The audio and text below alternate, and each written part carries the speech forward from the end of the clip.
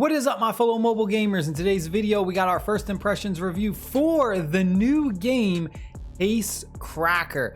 Just want to note that this game is scheduled to have its mobile release April 17th, so make sure you are on the lookout for that.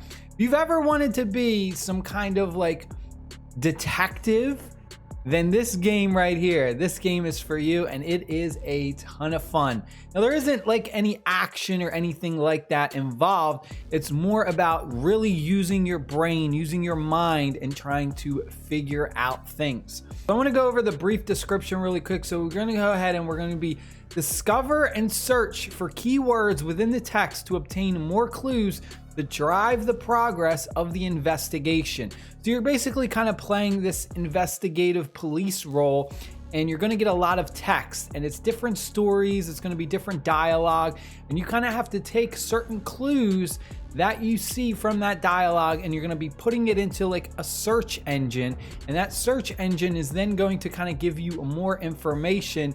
And then it's basically just the same thing over and over again, where you're constantly looking for clue words, and then you're putting them into your search engine and seeing if new additional information will come up, and then just kind of trying to pinpoint the two different aspects together to solve the crimes or solve whatever is going on. Proactively choose the direction of the investigation.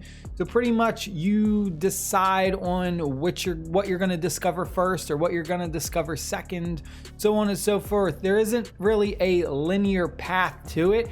It's pretty much you just kind of discover things on your own.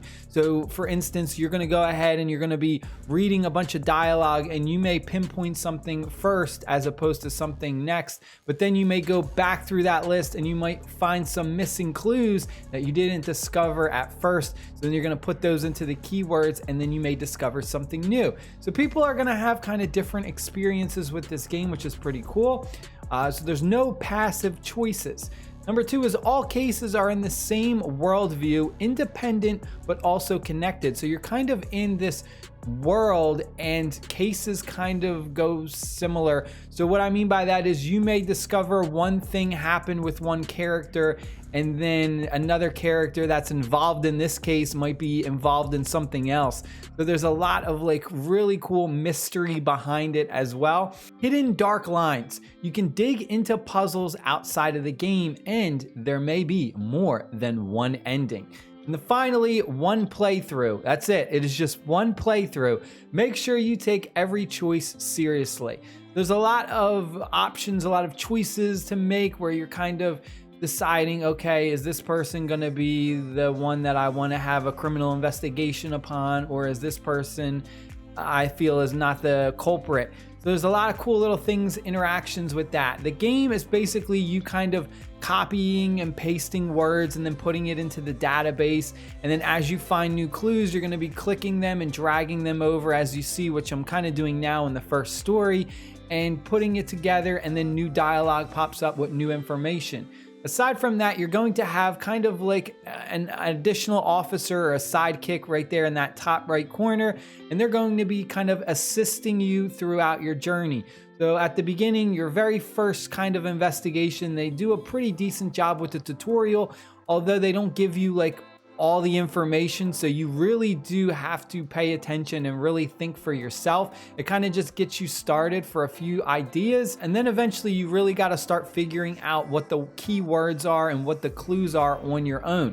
The game does, however, have a hint system, so if you ever do get super confused, or you're ever at a point where you have no idea what you should be doing, you can just go ahead and click that little hint icon that is next to that officer in the top right corner's badge. Right there, you'll see the hint button. It will reduce your overall performance though every time you use a hint. The hint will reduce it by 2 points.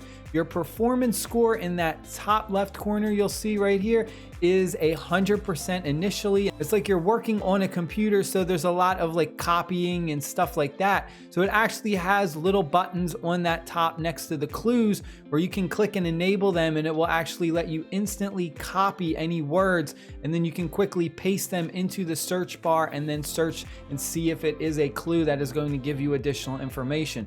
So the user interface is done very well. Everything is super smooth.